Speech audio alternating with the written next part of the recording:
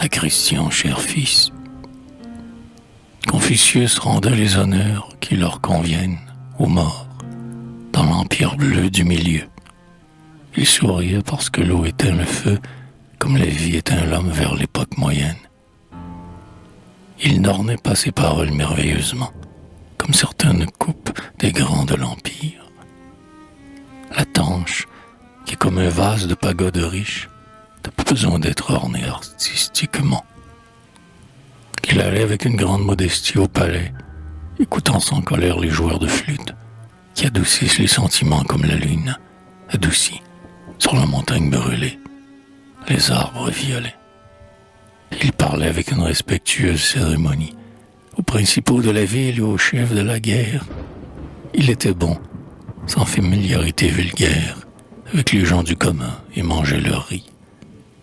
Il se plaisait aux choses de la musique, mais préférait les instruments de simples roseaux, cueillis près des marais de vases douces et jaunes, où l'oiseau sans nom qui fait yu-yu se niche. Il se permettait, pour le bien de son estomac, les épices.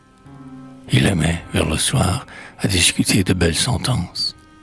Et il aurait voulu qu'on suspendît aux potences, qui servent aux lanternes, des moraleries.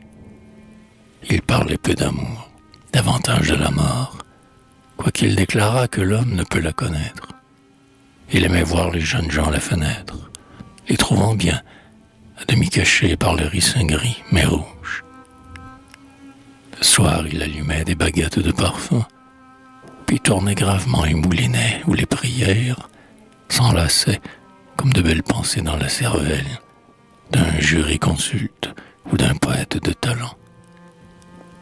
Il allait aussi voir les bâtiments de la province, se réjouissant de leur propreté et du bon ton, des navigateurs polissés dont les réflexions étaient profondes et claires comme le désert marin.